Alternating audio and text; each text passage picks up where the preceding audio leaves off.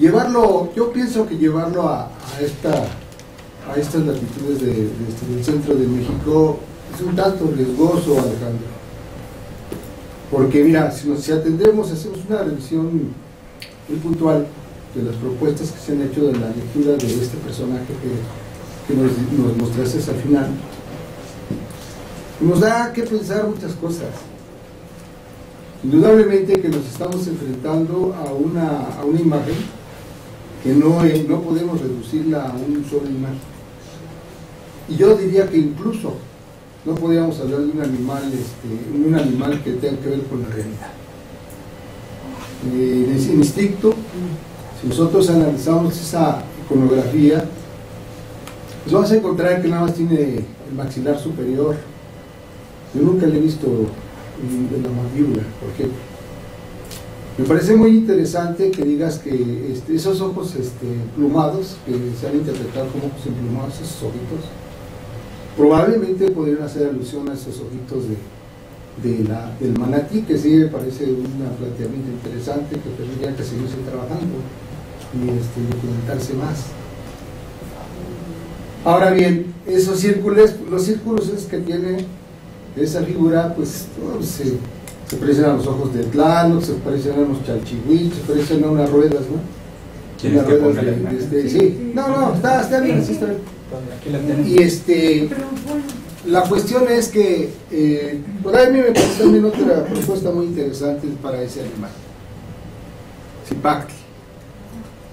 Zipactli efectivamente es un animal mítico que aparece como el primer número del calendario mesoamericano, tanto en Izapa como en el altiplano.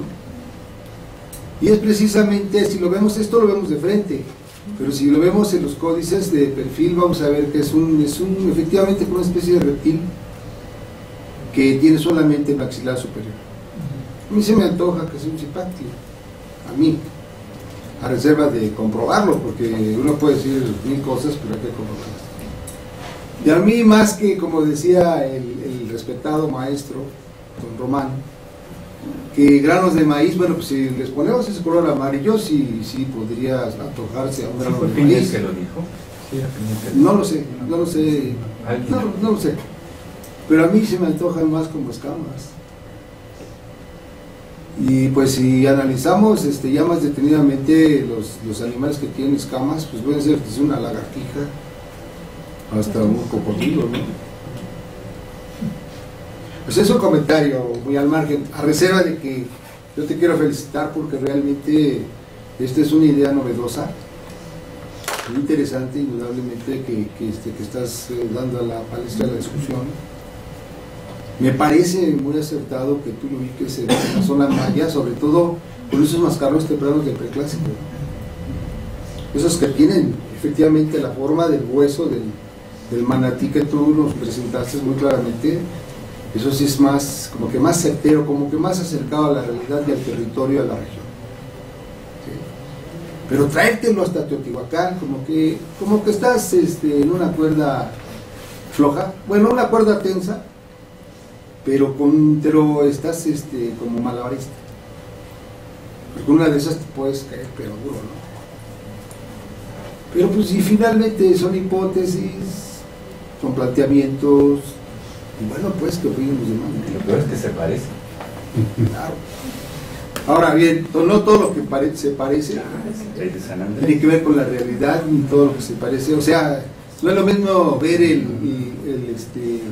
lo decíamos en la mañana, no es lo mismo ver cómo están haciendo las bolsas de piel allá en el Zócalo para vender, a que te pongas a hacer una.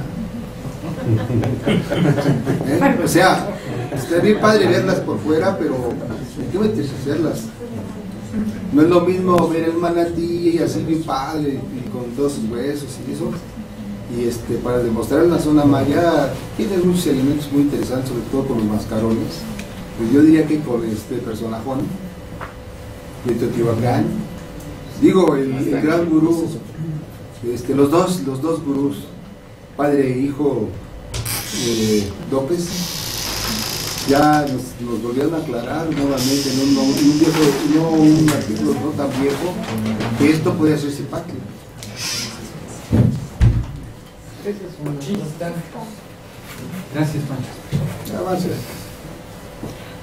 Buenas tardes, una pregunta. ¿Hay forma de ubicar o de identificar este consumo de carne por los mayas? Es difícil. Y la otra, Es difícil. si estos restos que mencionó que sirvieron para labrar y hacer artefactos, eso a lo mejor sí hay más artefactos que se identifiquen como que son de manatí, para establecer esa relación, ¿no? Esa presencia, pues. Sí, gracias. Miren, la materia orgánica en contexto arqueológico tiene una complejidad de conservación muy importante. Y particularmente en la zona maya, donde el suelo es muy escaso, los restos óseos de animales o personas quedan a la intemperie o quedan muy expuestos al grado que no se preservan adecuadamente. No es remoto que una gran cantidad de evidencias del uso del manatí, su carne y osamenta, pues al paso del tiempo no sobrevivan arqueológicamente. ¿Qué es lo que sobrevive? El efecto de la dieta proteica. Siguiendo a Demarest y a Coe en su momento, y a los Andrews VI, V y VI, respecto de las rutas de comercio maya, no podemos dejar de reconocer que son trayectos sumamente largos y que demandan jornales muy largos. Por supuesto, la selva provee una gran cantidad de alimento por sí misma. Una corteza de un determinado árbol puede ser comestible, una chaya o incluso si la ruta es recurrente, los propios usuarios de esta ruta pues van dejando sus propios lugares donde almuerzan.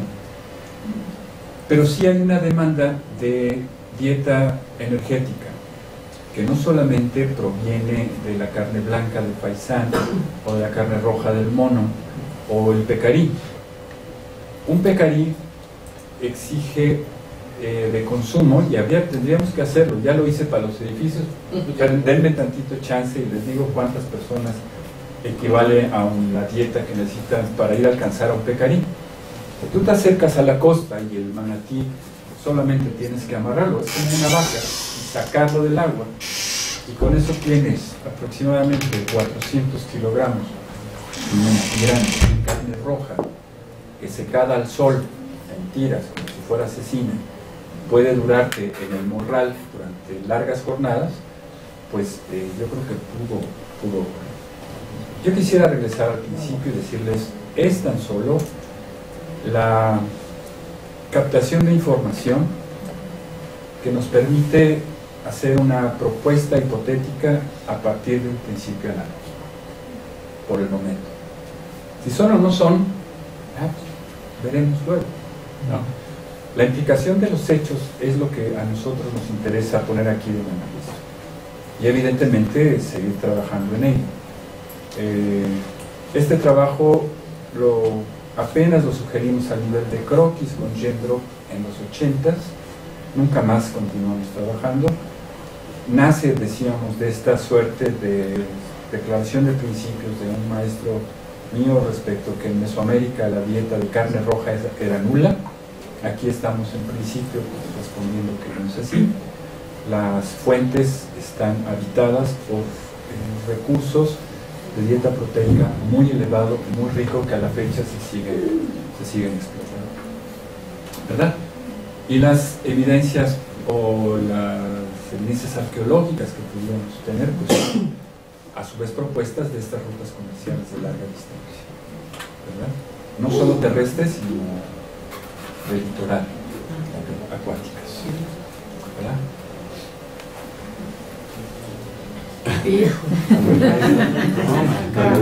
Va uno, luego Enrique, 3, luego Víctor, luego 4. 5 y luego 6. Daniel. Sí, perdón, que salí un buen rato, pero algo que me llamó la atención al principio fue, no sé si mencionaste que es una isla, o en esa isla había una gran cantidad de restos de manatí. Es un dato que falta verificar. Miren, Jaina es un sitio arqueológico privilegiado por su emplazamiento, pero lamentablemente no muy bien excavado. Fue la fuente de cerámica más importante para las colecciones del Museo Nacional de Antropología. Y las exploraciones que se llevaron a cabo tuvieron una mayor participación de antropólogos físicos que de arqueólogos por la cantidad de entierros. Jaina es un santuario, es una isla funeraria. Información dada es comunicación verbal de la doctora Lorraine Williams, sobre esta está referida a que una península de la isla registra una gran cantidad de restos de manatí de la superficie hacia abajo.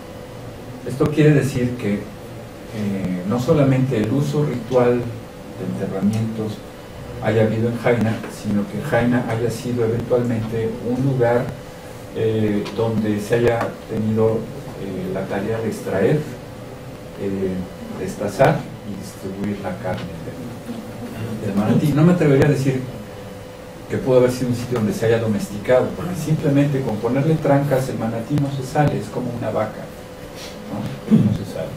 No lo vemos como una vaca porque la vaca es menos escasa. No sé si me explique. Los bovinos, los caprinos, los vacunos y uno que otro buey, traídos de Europa, vinieron a desplazar las otras dietas de acá, ¿no? La gallina ponedora, la gallina china, el pato blanco, y por virtud de la escasez al manatí lo vemos más como un animal de ornato, como un animal de acuario. Si ustedes entran a internet a ver el movimiento de estos grupos de manatíes, son auténticas estampidas, como la que le llegó a Simba, ¿no? Auténticas estampidas acuáticas de estos animales.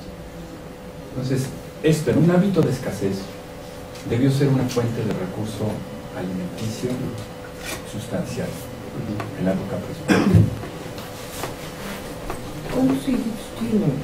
¿Perdón? ¿Cuántos hijos tiene? Uno cada 3 años. Pueden tener hasta un hijo cada 3 años. Su gestación dura 3 años. Pueden procrear a partir de los 10 años. Su nivel de vida puede ser hasta 70, pero viven entre 35 y 40 años. Por las características de contaminación de los esteros. Pueden tener 7 hijos, ¿no? Podrían tener 7 hijos. La bahía de Chetumal, si entran a la página de COSUR, tiene registrados ahorita una población no mayor de 240 manatíes adultos en edad de crianza. Enrique. Doctor, buenas tardes. A mí me llama la atención el aspecto alimenticio que usted menciona. Yo creo que tiene una labor interesante y a la vez difícil respecto a ese punto, pero quiero comentar, los mayas también tenían otra fuente de carne roja, y me refiero a la cacería del cocodrilo. También las fuentes creo que son un poquito más, aunque no son muchas, las que narran acerca de las cacerías de cocodrilos que se hacían a partir de la época de la colonia hasta todavía el siglo pasado. Y también la manera de preservar esta carne, pues es, una vez cazado el cocodrilo, quitarle la piel, donde se aprovecha la piel, y la carne es salada y se lleva para vender. Mientras uno está campeando, pues come lo que sea necesario ahí. Y hay algunas aguadas que llegaron a ser muy famosas porque albergaban colonias grandes de cocodrilos. Entonces también la cacería es un poco complicada, porque a veces de preferencia se ha hecho de noche, se tenía que ir a lamparear, y pues con una escopeta o con unas lanzas o con unas estacas, hay diversas técnicas para cazar el cocodrilo. Entonces yo aquí también lo veo como quizás un punto que pudiera ir en contra, aunque no es mi deseo ir en contra de su propuesta, pero son los datos que existen, ¿no? Entonces yo ahorita me interesa más que nada arrojar otro tipo de datos, por si en algún momento usted llega a encontrar algo similar. El otro punto es, no sé qué tan complicado haya sido o pudo haber sido para los mayas ir a cazar un manatí o un cocodrilo para realizar estas travesías, sobre todo de los cargadores o de los mercaderes. Pero al menos lo que en mi experiencia toca, trabajando en Palenque, teníamos gente que venía desde el cercado poblano de Naranjo, que tenía que atravesar una sierrita no muy grande. Esta gente tenía que salir más o menos a las 4 de la mañana para estar a las 7 en Palenque. Y lo que la modernidad ahora, bueno, la modernidad era para el siglo pasado, aunque había una carretera, pues les salía más barato venirse caminando que pagar un transporte que los trajera en 45 minutos.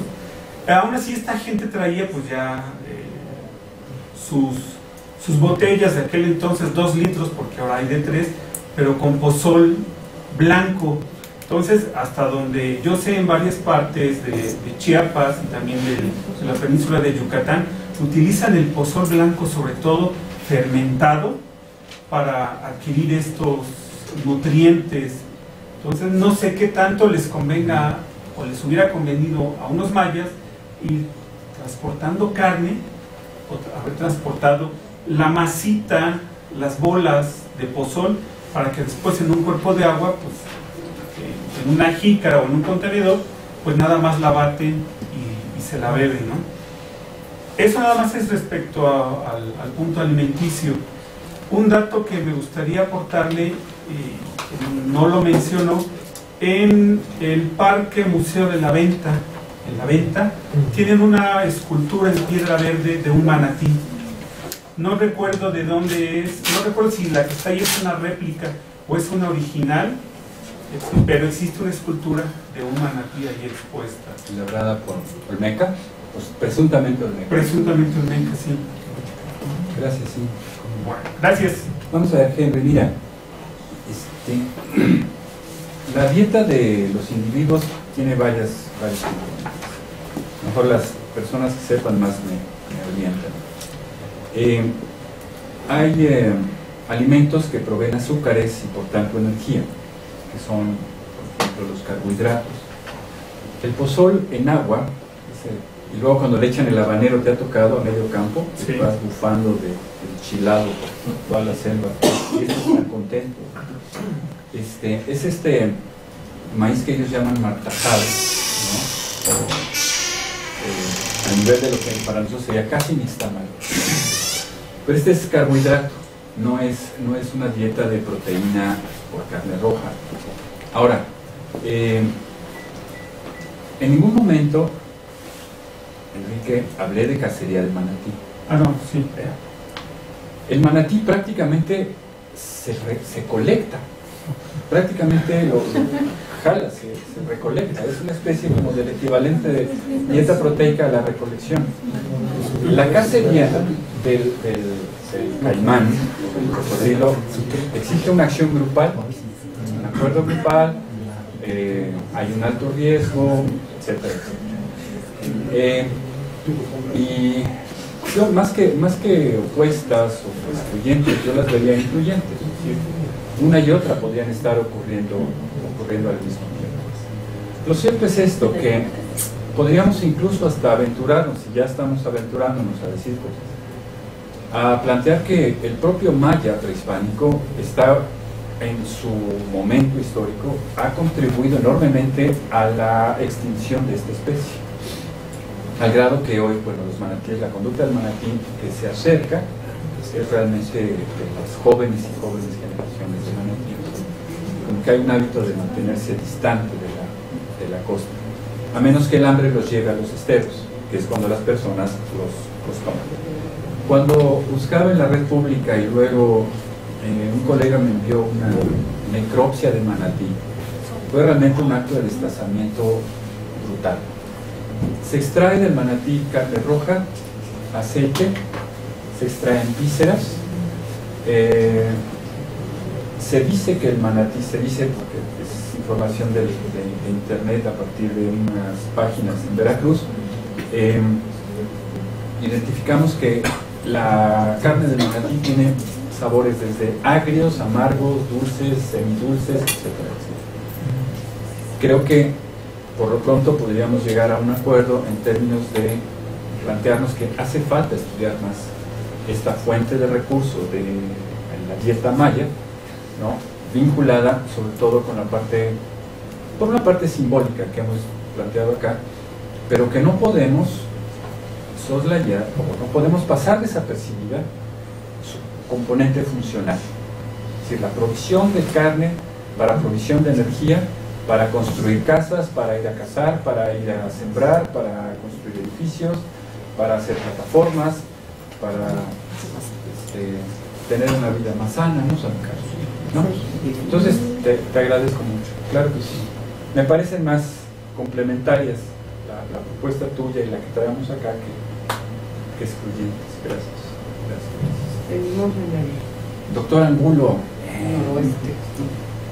Bueno,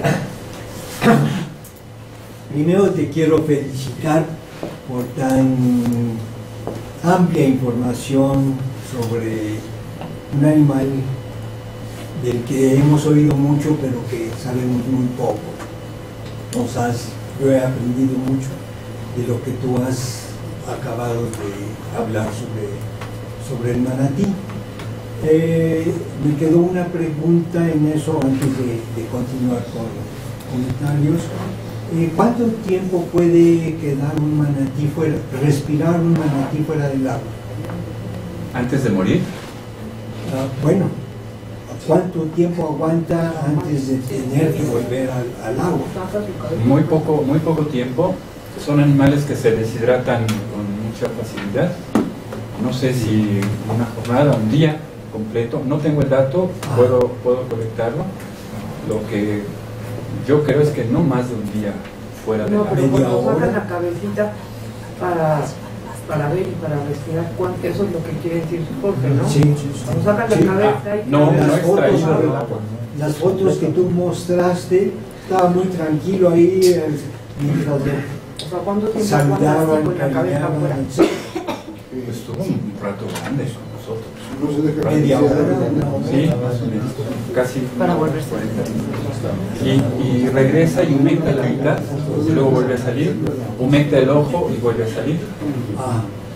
Mantiene una humectación constante. ¿Y el tiempo de apnea? No lo tenemos. Creo que son las 2 horas. Yo se los verifico. Porque ese dato tiene variantes de la edad, del peso, del tamaño. Sí. Habría que verlo en adultos. Ahora, por otro lado, también te felicito por esa tremenda habilidad computacional. Sí, para ¿cómo transformar Eso fue de las 4 de la mañana. Dije, ¿cómo les dejaste apantallado. Esa animación, ¿por qué buena? ¿Por qué programa? Es un Imorph, DMORF. Pero está grabada, ¿no? Se queda para el seminario. Gracias. Puedes dar la información, pero yo no la voy a poder hacer. No, miren, digo, venir acá es compartir la información. Son ideas. Llevo muchos años pensando en esto, pero pensando, es como eso que algún día voy a hacer y voy a sembrar mi árbol y esas cosas. Fue un asunto que cuando yo era estudiante, y me parece que la variabilidad de la dieta prehispánica es algo que no hemos trabajado, porque no fuimos formados en esta componente, en esta línea de estudio. Y la otra, porque hay cosas que de verdad por cotidianas pasamos desapercibidas. Sí. ¿No? Entonces, volver a traerlo al debate de la cotidianidad en la época prehispánica, de consumo, de uso, en fin, insisto, más allá de lo simbólico que puede tener, como planteaba Rivas ahora mismo, ir más a lo funcional, a lo eminentemente pragmático. Una manatí son 500 kilos de carne húmeda, que como humedad natural de la carne puede en fajitas durarme más tiempo en el morral en jornadas largas donde no puedo humectarla, porque si algo falta en las tierras bajas mayas es agua, ¿no? Entonces esas cecinas de manatí debieron migrar de un lado al otro. Bueno, esa es la, por supuesto, Al respecto, Alejandro, ese dato de 450 kilos de carne era un fiestón para, de a medio kilo por persona son 900 personas, un cuarto de kilo por persona, 1800 personas. Esa era una festividad de wow, ¿verdad? 300 gramos de bife en el buen bife que están costando. En el argentino te cobran por 300 gramos. Y es una fiesta seria en términos de una figura. Ahora, una observación aparte.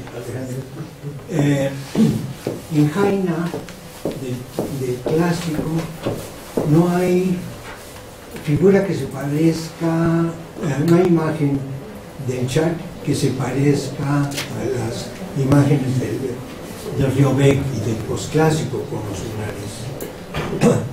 No hay nada que pudiera relacionarse. En ninguno de los sitios clásicos de mayas hay esa imagen. Sí, hay, bueno. Empiezan con algo, pero no con la exageración de que ya es en las cascadas de mascarones de Río Bec y de los Chenes. Era una observación. Y me acuerdo de un trabajillo de Carlos Navarrete, tú te debes de acordar bien, de que hace la comparación de la nariz del Chac, del posclásico, con el Danta. El tacuací. El Danta, el tacuací. El tapir.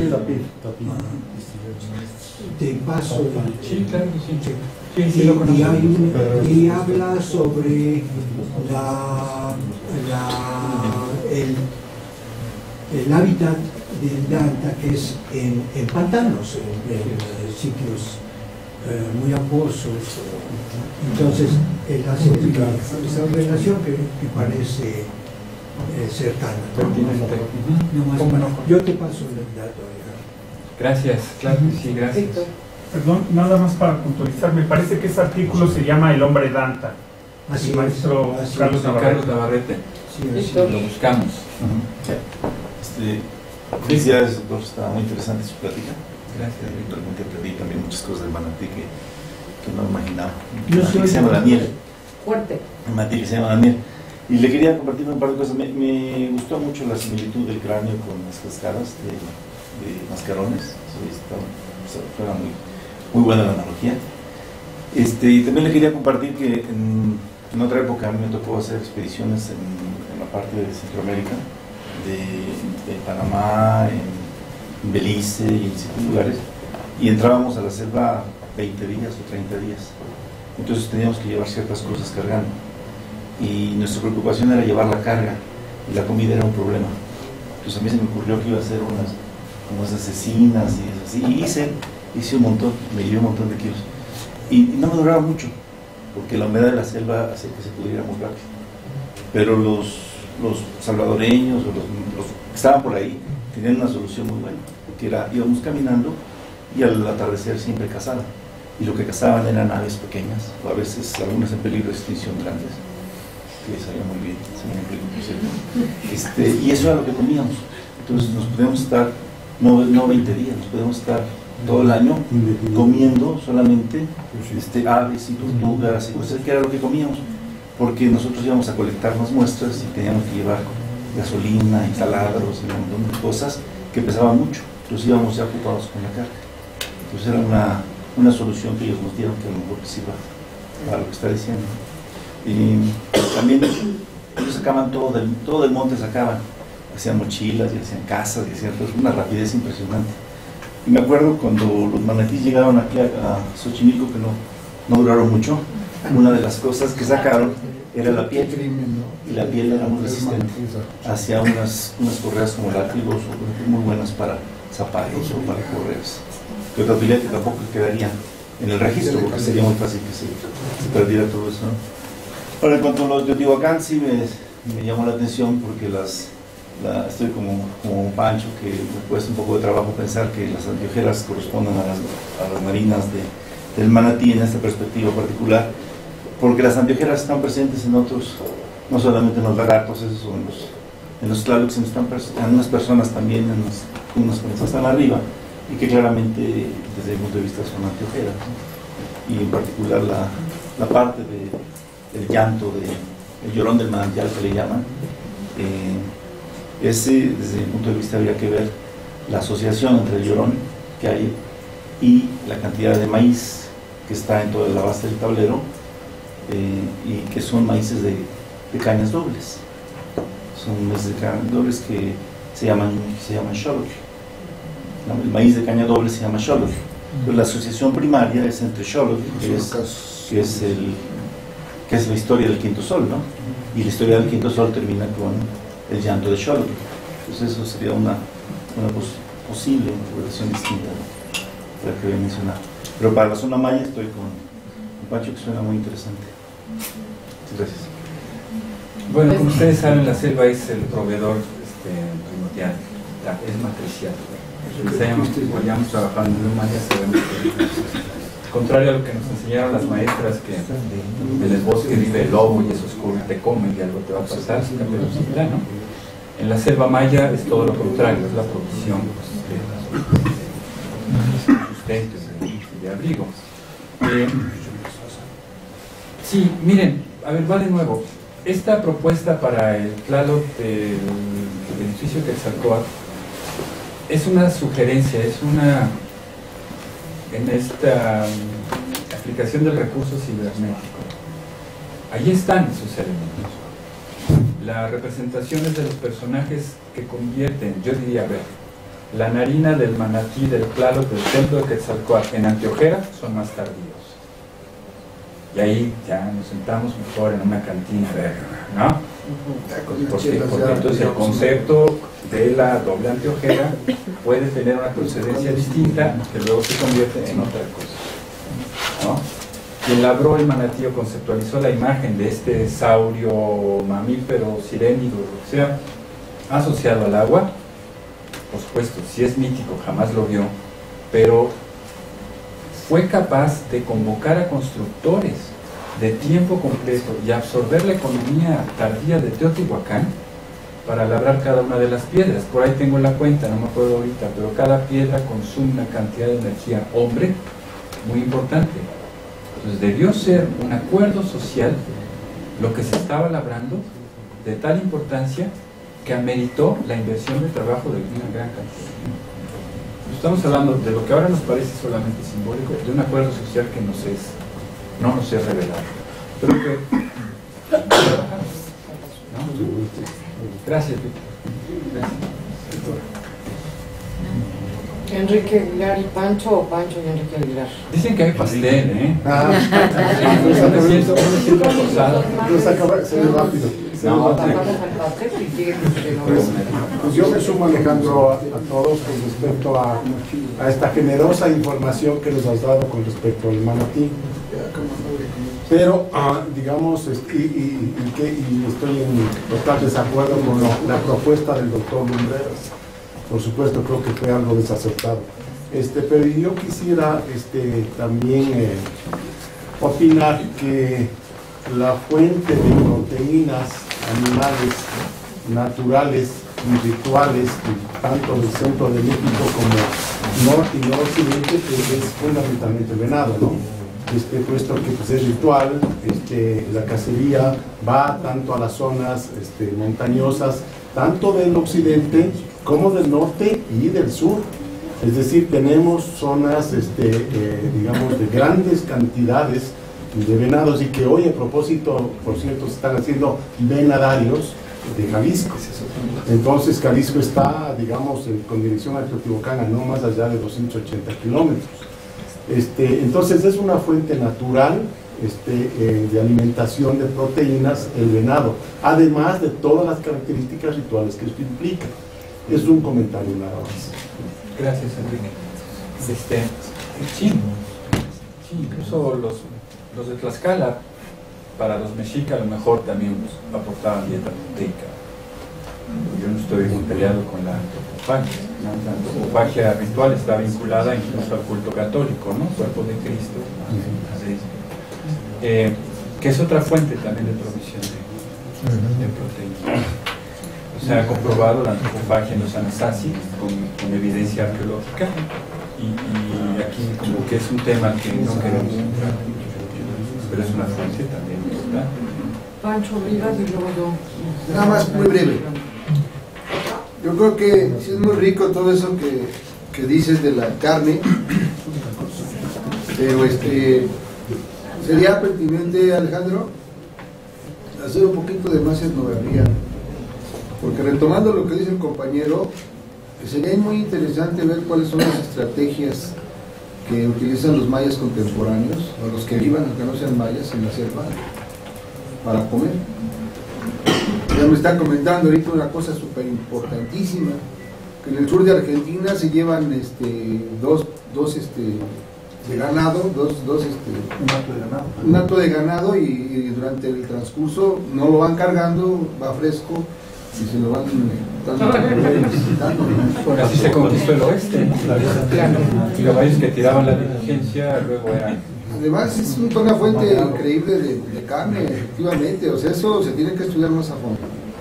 Sí, un recurso para la ratificación de propuestas a nivel de hipótesis, por supuesto, decíamos, es la parte analógica, y en arqueología tenemos el recurso que nos provee nuestra filial, la etnología, a partir de la analogía etnográfica. Pero igual, nos lleva al terreno de construir hipótesis pues siempre gratas, ¿no?, en el ámbito de la investigación. Yo creo esto, con base en esto vamos a platicar, ¿no? Así se construye conocimiento. Osvaldo, Jorge y yo terminamos. ¿Sí? Estoy a sus órdenes, a mí no se me acaba el A mí me parece muy interesante el trabajo. Gracias, Osvaldo. Pero nada, me quedarían dos dudas, porque es cierto que es una fuente proteica importante, ¿no? La carne. Y obviamente la situación de tierras presenta cierta acidez que descompone las cosas, ¿no? Pero se supone que debería de haber una relación proporcional entre el consumo y la creación de artefactos, ¿no?, en los distintos puntos de la península, y el comercio que tuvo en otros lados, ¿no? Entonces debería de haber una mayor proporción, yo no sé si haya, pues desconozco el tema, una mayor proporción de utensilios elaborados a partir de huesos de manatí en los distintos contextos urbanos. Eso sería uno, ¿no? Y particularmente en cuanto, lo que más me queda duda es en cuanto al aspecto de la evocación con Tlaloc, porque sabemos que hay animales que están vinculados con dioses, ¿no? Por ejemplo, Xipetote, codorniz. Otro ejemplo, Tlaloc, que es felino, que puede ser puma jaguar, perro lobo, o ya si vemos en contextos marinos, Strombus giga, ¿no?, Spondylus princes, entre otros. Entonces, en caso de que el manatí tuviera este vínculo energético, que sería por ejemplo un chuyel entre tzotziles o tonali, entonces su evocación o su espíritu estaría presente en las ofrendas desde Teotihuacán, o bueno, desde el periodo del clásico, perdón, en ciudad, en contexto maya, o en contexto mixteco, o en compuesto del centro de México, la evocación del espíritu del manatí en las ofrendas vinculadas a los dioses de la lluvia, ¿no?, porque tendrían ese vínculo. Entonces yo creo que sería una forma de ver esta relación que podrían tener, ¿no?, el animal con el dios, y que estaría siendo invocado en sus templos en distintos contextos o en distintos periodos. Sean habitantes de los litorales o tierra adentro. Exactamente, lo que se estaría trayendo, ¿no? Porque finalmente sería decir que se está trayendo el espíritu con el que está invocando, y se está invocando en la misma ofrenda, ¿no? Y qué es lo que estamos encontrando en distintos periodos y en distintos templos, ¿no? por ejemplo, en Teotihuacán el Strombus gigas y en el Templo Mayor el Strombus gigas, ¿no? Y te dicen, los dos son templos del dios de la lluvia de diferentes épocas, ¿no? Muy bien, Osvaldo. Gracias. Osvaldo, perdón.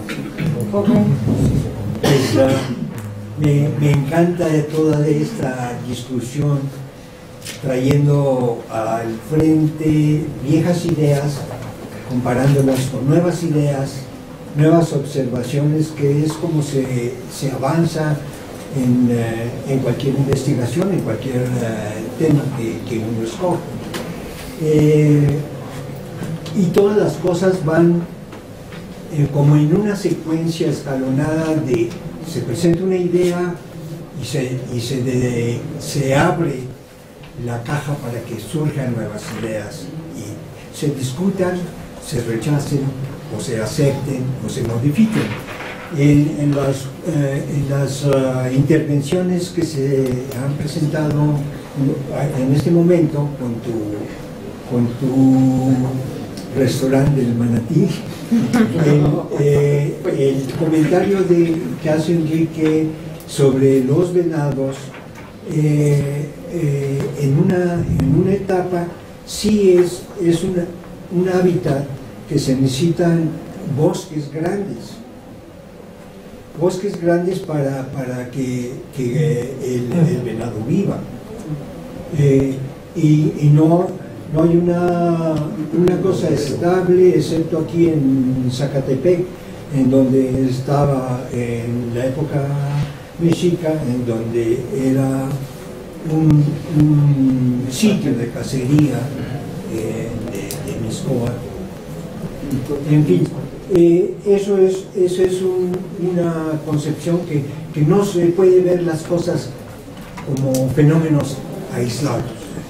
Hay que compaginarlos con todo lo que sigue. Paco había comentado de que le parecía muy lejos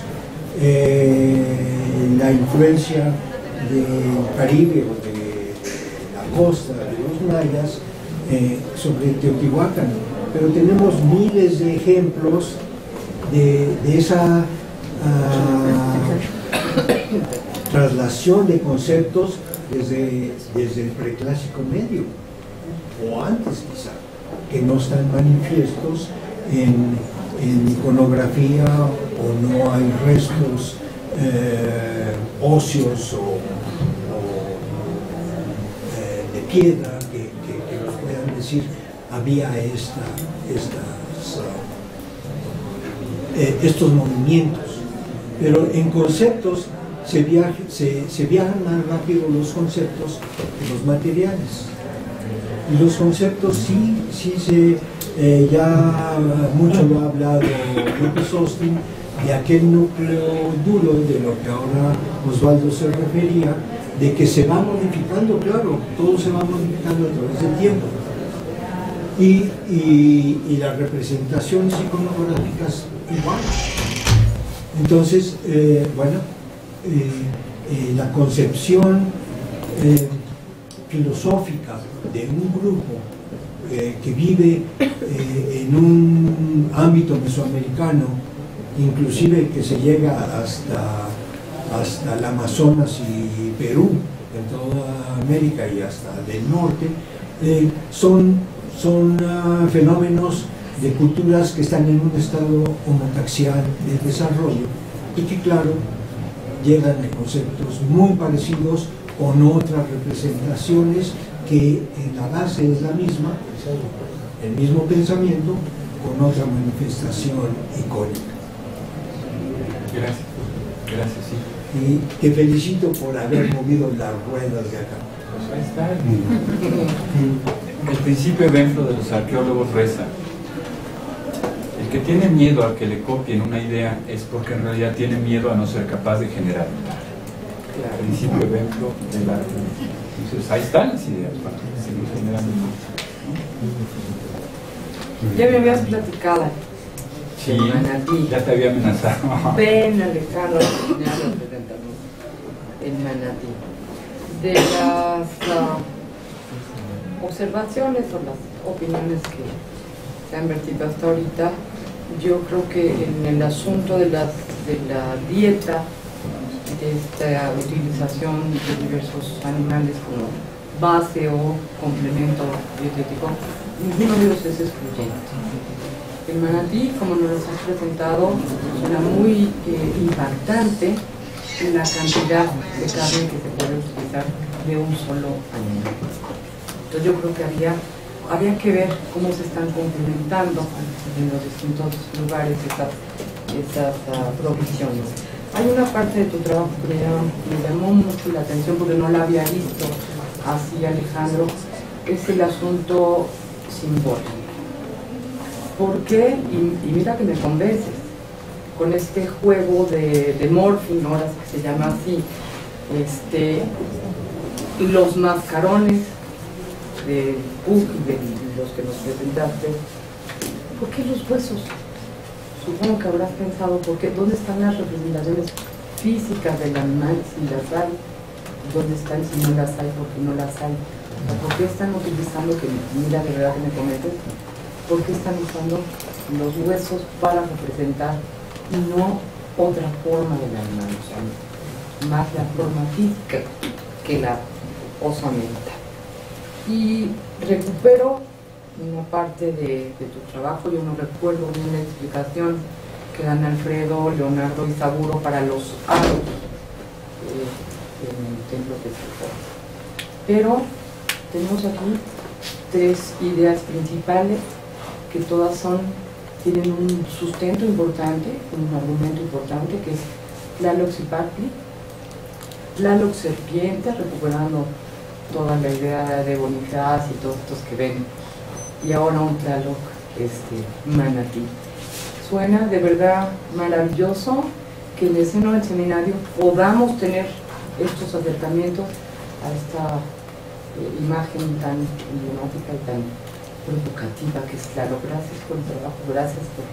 Y yo te pediría que lo sigamos discutiendo, que si tú vas avanzando en esto y hay nuevas propuestas, pues lo sigamos discutiendo en el seminario y que lo presentemos en nuestro boletín y en nuestro siguiente libro. Gracias, Ale. Al contrario, gracias. El cráneo descarnado es, por virtud de su conservación, Marisegura, en el contexto del trópico húmedo, la carne, como bien señala Víctor, es volátil, se impregna de bacterias, inmediatamente empieza a producir malos humores. Todo lo queremos como convertir en simbólico, eso es como muy natural, esa es la realidad. Pero también el uso de estos huesos sueltos que nos has enseñado, bueno, tendría que tener pues como otra explicación de que parte de lo mismo que se puede mover a lo mejor con mucho más facilidad. No sé, salen un montón de preguntas que dice echaste a andar la rueda. Gracias, Ale. Bueno. Tenemos cosas, bueno, gracias.